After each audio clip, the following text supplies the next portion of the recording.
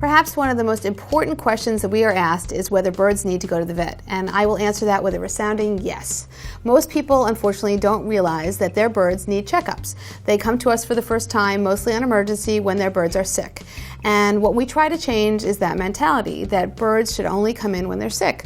We can actually prevent a lot of illness by seeing birds on a regular basis, like we do with cats and dogs, having regular checkups, having stool examinations, blood testing, all very, very important in keeping a bird healthy. Most birds need to come in at least annually. When they get older, for some of the species that are smaller that don't live as long, sometimes they need to come in twice a year. And we see birds all day. Do you want to tell them a little bit about what we do with birds on exam? Absolutely. I mean, one of the most important things that we do, especially with a new bird coming in, is we like to do blood work on the bird, just as a basic blood work to see what their normal body functions are, even if the bird isn't sick.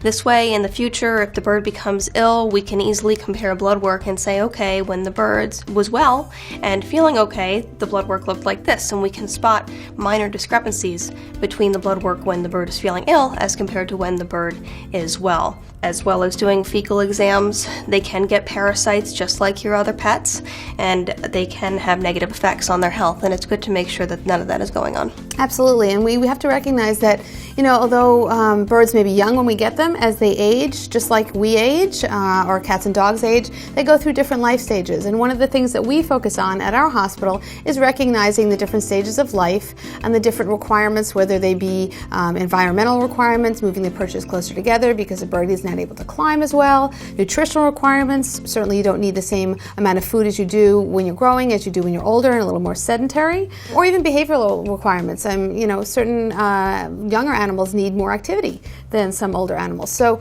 birds change and age just as we do, and we need to recognize that. And that's what a good avian veterinarian and a good technician recognize on a good checkup.